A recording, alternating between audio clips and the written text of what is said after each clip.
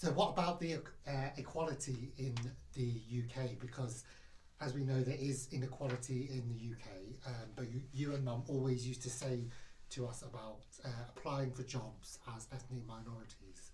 So what was that?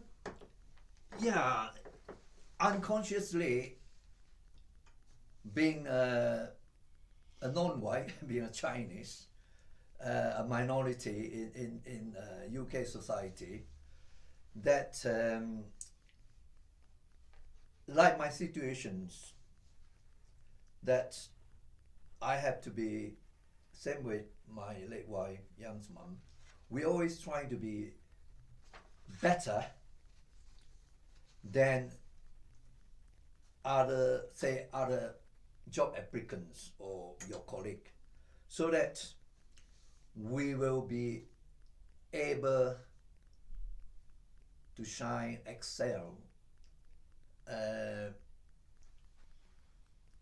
in society. So we always, especially Young's mum, always telling her two sons that you really need to study hard and get a good qualifications, and so that you come to the society applying for job,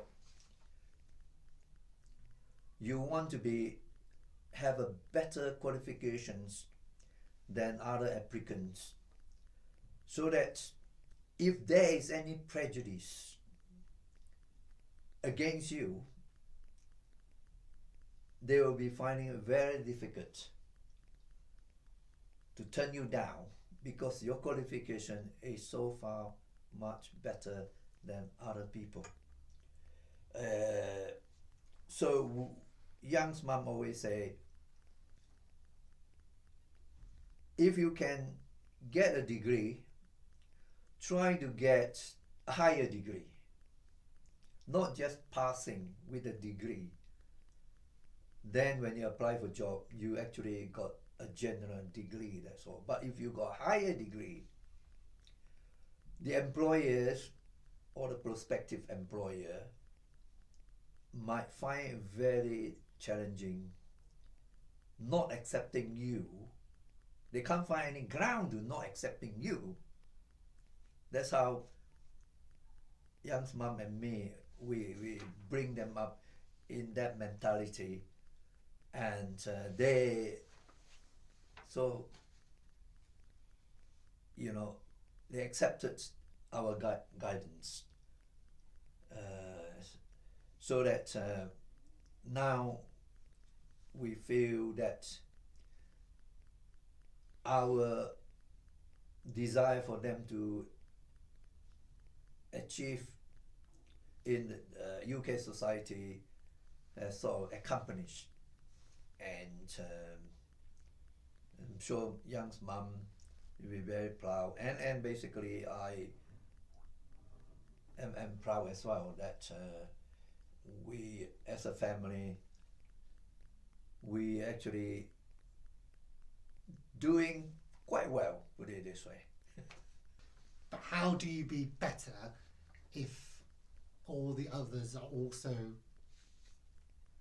at that level? And then also, if you apply for the jobs, you've got a foreign name, so they might not have grounds to say we choose the traditional English sounding name over the foreign name, but in their mind that's what they think, and that's how these inequalities happen, because of unconscious bias, and naturally they go to a name that they can relate to, and that they can pronounce.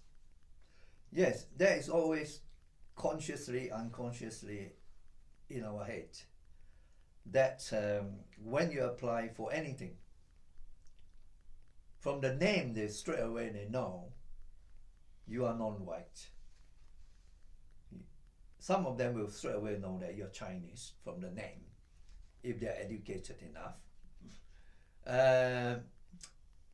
So this always subconsciously you are worried that when you send in your CV, I'm talking about, well, I mean, a written CV then when I was in that case, but now it's all online. But what I'm saying is still CV, your name, you can't change your name.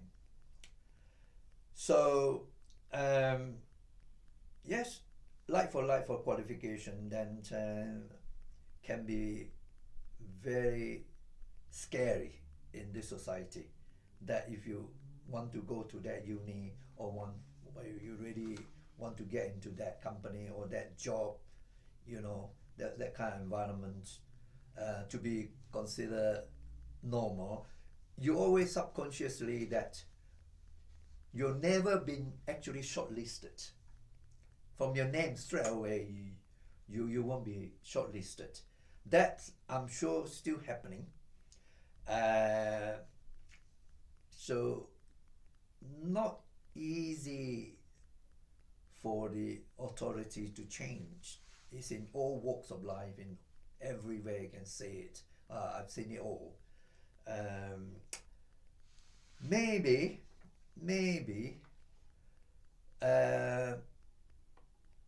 the only way to overcome that is not to put your name on the CV. Just your address, your personal detail, your date of birth, or your qualification, or your job experience. Not even put down where you come from. So that we are all in the equal playing ground.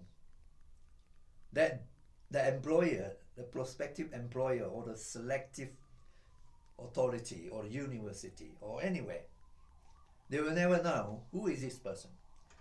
So we're in the same playing ground that will be chosen from the merits of what you have, the qualification, your experience, and so on. Then only, I think, equality will be able to surface. That is my thought. The minute you put your name down, if there is any prejudice, a non-white person probably will find, might not even be, as I say, shortlisted, or never get a chance to look at your CV, look at your name in the bin. You never know. It's a shame. If I may touch on another area, there are a lot of non-white actually got familiar name, I put it this way, British name. It so happened that a lot of these people are come from West Indies origin, because they've been given a British name in many years ago. I don't want to touch that, but their name will be a familiar name, easy to pronounce, a name that is common, you know. But then when they actually submitted, say, a photograph or come for interview, then only they realize that, oh no, I didn't realize that you are different. So it's very sad that the society up till now, in the 21st century, that we still being classified by different race, different creed. It's a shame. Unless something is changed, like my suggestions, never submit your name, maybe that will all person have the same equal playing ground.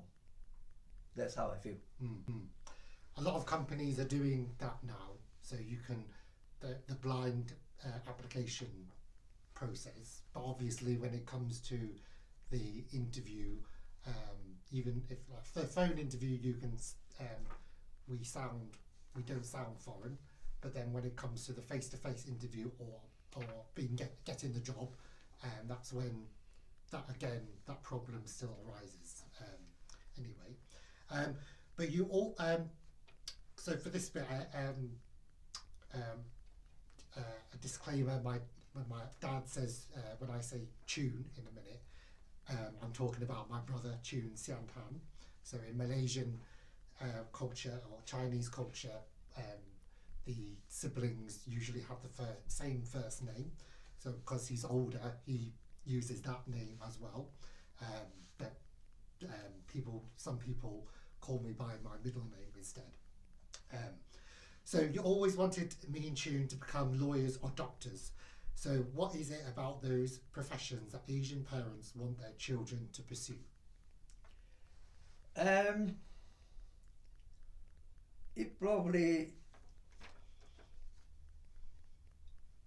in Malaysia, if your children are in sort of this sort of qualification or this sort of employment, most parents are very, very proud that the children has achieved sort of like their dream job. So the parent felt, I would say, can use the word proud, that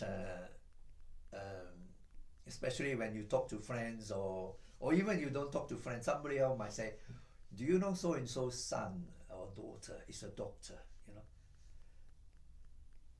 That's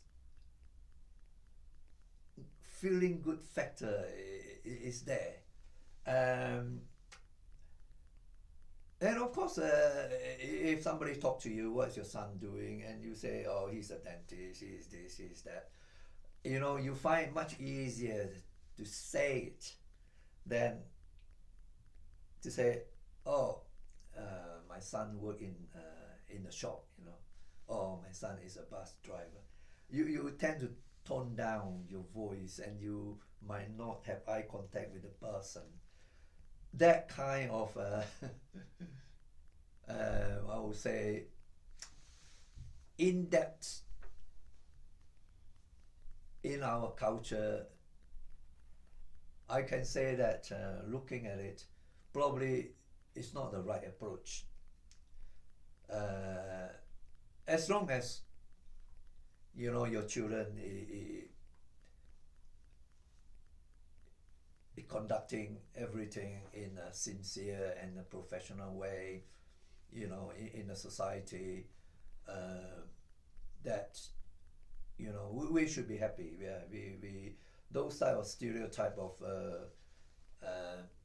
the foregone times, the time has gone. I think now probably it's not so common now with the next generations.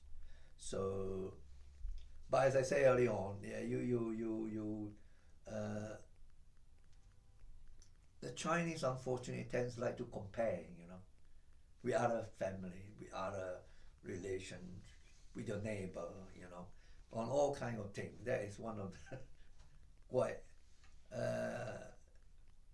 deep in the skin of the Chinese people.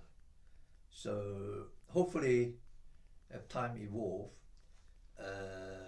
the society changed. So you know that kind of mentality is sort of diminishing. You know, hopefully eventually it just disappear. Because I think a lot of you know, children nowadays, you know, they don't want to be those in those professions, and I didn't want to do it either, and you know, they rebel against their parents to do other things, and of course there's plenty of stories and studies out there, and you said earlier as well, that show that ethnic minority lawyers, doctors, nurses face a lot of discrimination in the UK. And obviously, you know, when Chun first wanted to be a lawyer, when Chun first became a lawyer or studied law, he didn't want to do it. He didn't like it. You know, he's doing well now, and he likes doing it now. But how would you feel if we both did experience discrimination at work and things like that, and then we said, oh, we want to change jobs, you know, we don't like it, that kind of thing? I personally think that my moved the goalpost now, so I felt, as I said earlier on, as long as children are doing well in society, contributing, it's not really that important now that the parent will direct the children to study something or to do a certain type of occupation that you want them to do. So, as I say, it's what they want to do is far more important than what you want to do or you want them to do, because it's their life. So, so therefore, I not really putting a lot of pressure on our two boys. I think her mom really liked them to do certain profession and to make sure that they're, you know, they not only contributing to society but also be able, like, to support their family, put it this way, that if the type of occupation or the income, you know, is a nasty word, that won't be able to sustain your family life to support a normal family, then we probably have felt a bit concerned and for them that they will be struggling in their own life, and especially to bring up their children. They'll be always have to sacrifice this or changing this or not having that or choosing something more inferior. But we're in a way we are lucky that they have sort of now have achieved something that they are happy. June, yes, I think he more, well, I would say now that he accomplished his journey in this particular occupation, that now just me left. I have no concerns. But going back, say, when Young qualified, yeah, mom and dad was a little bit concerned that your degree might not in great demand in the employment market.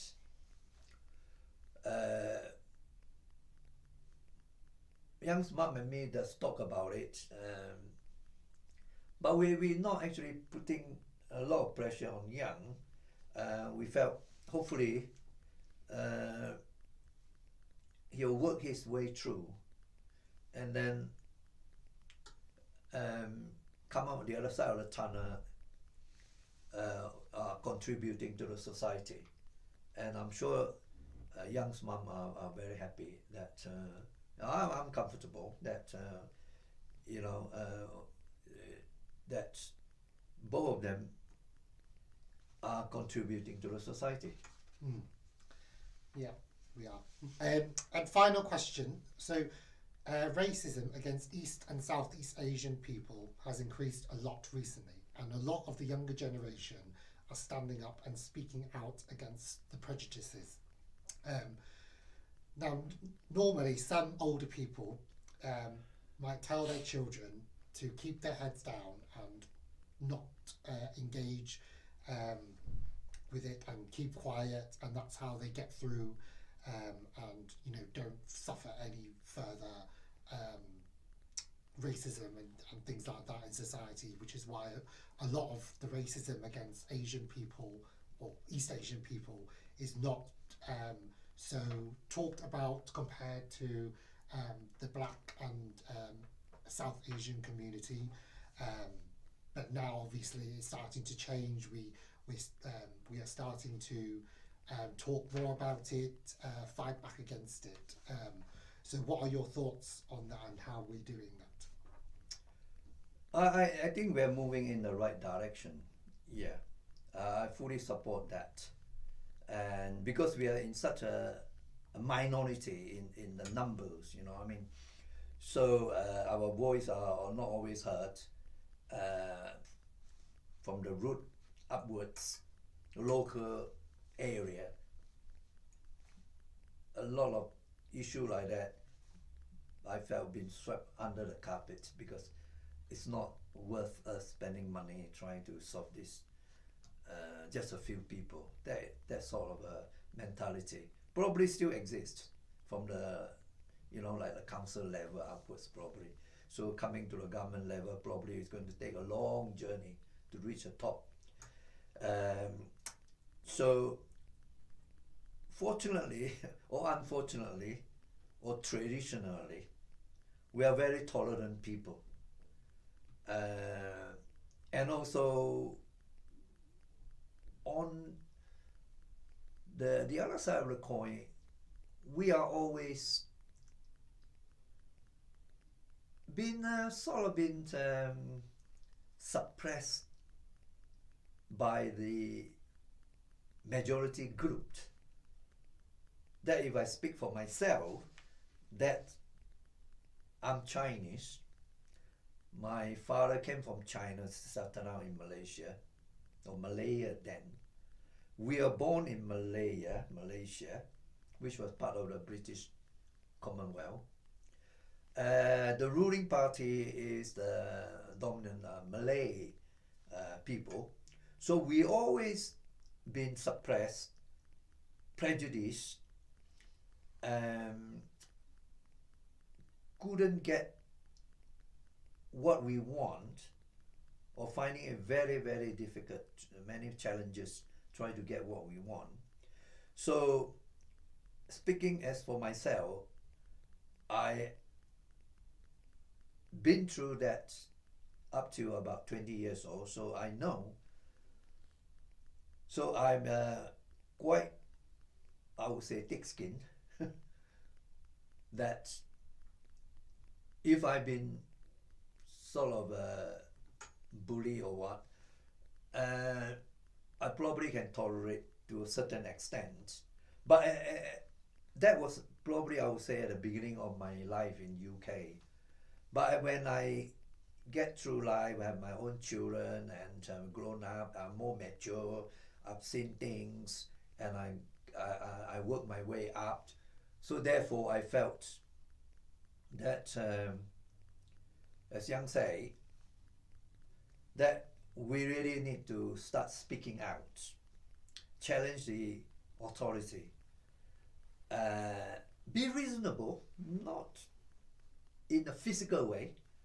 You'll never come across, especially us Chinese, using physical force to achieve what we want. We always do it, follow the official channel, never wanting to disrupt the society or, you know, causing some hardship to the community. We tend to be following the logical way, trying to achieve what we want. I would say the proper channel. Of course, the proper channel, sometimes you get stuck.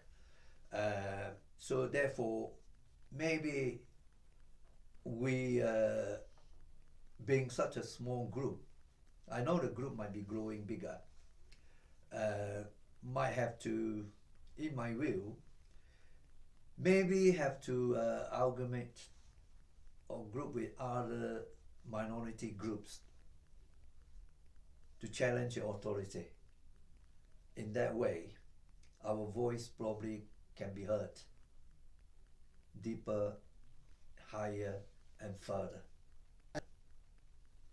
Yeah, which is what we're trying to do with a lot of East Asian and Southeast Asian communities nowadays coming together to support one another as one big pan-Asian community, because I think it's really important. A lot of the other non-Chinese people have been subject to anti-Chinese racism because of how they look. They people say they look Chinese, so they think they're Chinese, that kind of thing. So I think that's really good that we are coming together as one big group and working together. Yeah. Yeah, I think that's what I was just saying earlier on, that if you are, you know, each small minority group gang together, you'll become a bigger force. So therefore, your concerns in society is not just a small group of people now. It's quite a big chunk of the local people that are not happy with what is going on. And it's time that we bring to the authority that, look here, we are force that you have to think about now. And I think the government, the local council, probably felt that we have the power now to, in the voting system, to disturb the balancing of the ruling party, put it in a blunt way. Not specifically in any particular, because we are not interested in politics in that ground, but a force that they reckon that they are, could be a vote changer now. No longer just, yeah, it doesn't matter, we don't have to count their votes.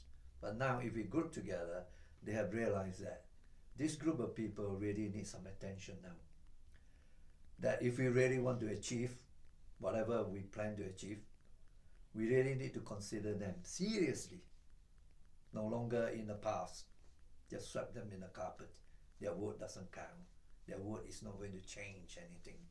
Now, this group of people actually are mobilizing and want to be heard, want to have fair treatment. And if we don't get it, then the consequences can be serious now. No longer like before, as I say. Who cares? Yeah. And do you have any final words to say to people watching? So older generations like yourself and the younger generations of East and Southeast Asian people about the work that's being done at the moment that we're trying to do to challenge the prejudice against us and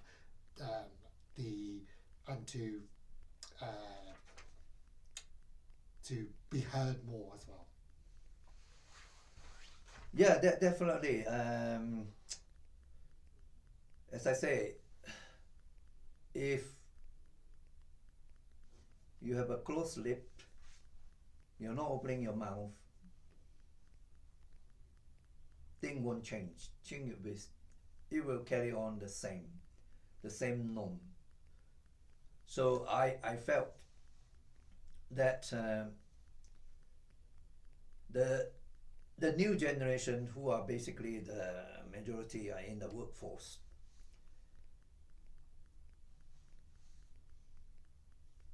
Probably have to carry the weight on their shoulder now, and sort of trying to move the authorities' mentality in a direction that is comfortable and equal for all society, in the local area, in the regional area, in the national area. Of course, internationally is the same. So speaking for myself, I probably have gone through all that, and I sailed through.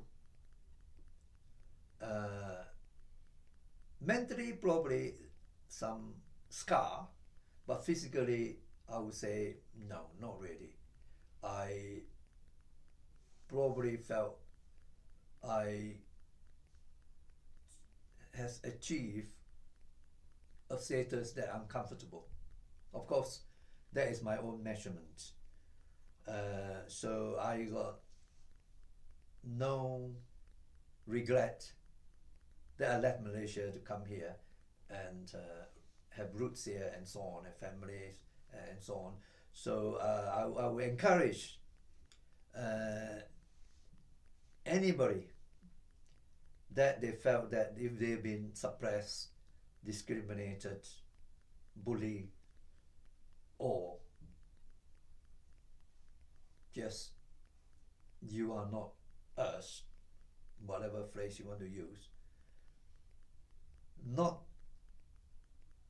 to be shy, or don't feel that deep inside yourself saying, it's not going to change. No. If you have that negative thoughts, then nothing will move. So I really encourage the younger generations of the East Asian or any minority group in general is to look ahead, think positive. That is the only way that we can sort of defeat the inequality in our society, and to have the equal playing ground for everybody in this country. That's basically my final word. Yeah, thank you very much for speaking with me. I hope you found that really interesting and insightful, and I'll see you again next time. Thank you for having me. Yeah, thank you.